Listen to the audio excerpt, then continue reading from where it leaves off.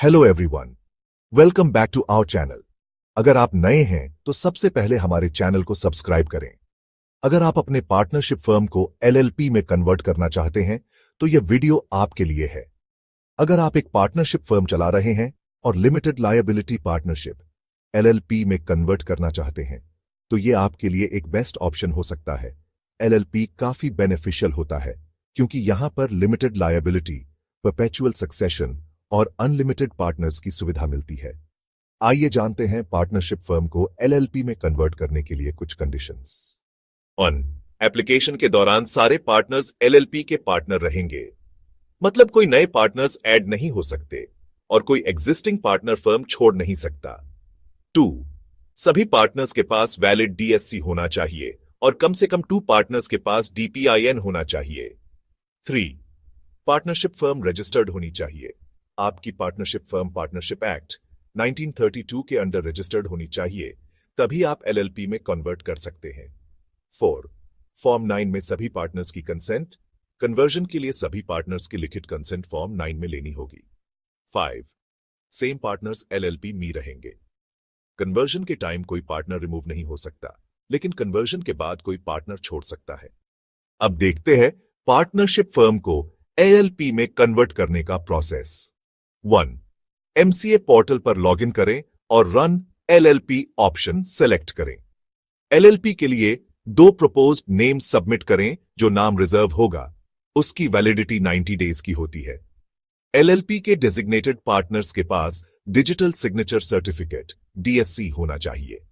अगर नेम में banking, insurance, chartered accountant, CS, advocate etcetera शामिल है तो उस प्रोफेशन की रेगुलेटरी बॉडी से अप्रूवल डॉक्यूमेंट अटैच करना होगा। 2.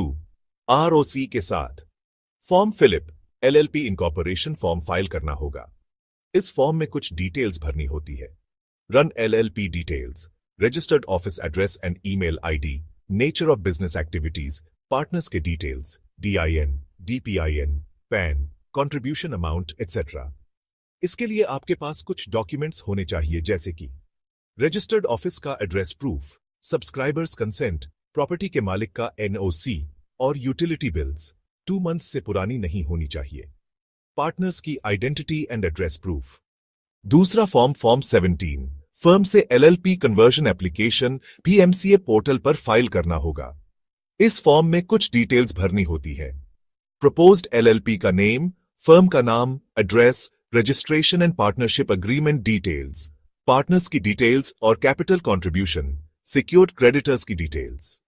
इसके लिए आपके पास कुछ डॉक्यूमेंट्स होने चाहिए जैसे कि सभी पार्टनर्स की कंसेंट स्टेटमेंट, चार्टर्ड अकाउंटेंट से certified assets and liabilities statement, latest ITR acknowledgement copy, secured creditors का लिस्ट और उनका कंसेंट। तीसरा फॉर्म एलएलपी 3 भी एमसीए पोर्टल पर फाइल करना होगा। कन्वर्जन के 30 डेज के अंदर एलएलपी 3 अग्रीमेंट फाइल करना जरूरी है। इसमें ये डिटेल्स होती हैं: एलएलपी का नेम, पार्टनर्स और डेजिग्नेटेड पार्टनर्स का नाम, कैपिटल कंट्रीब्यूशन और प्रॉफिट शेयरिंग रेशियो, एलएलपी के rules and regulations.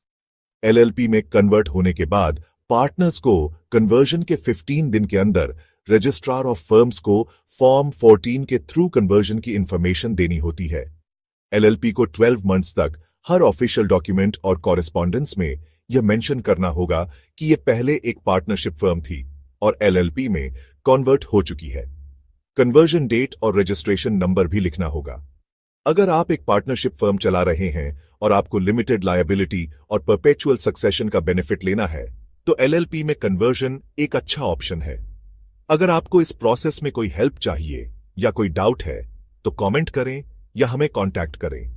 Like, share and subscribe करना न भूलें। Thank you and have a great day.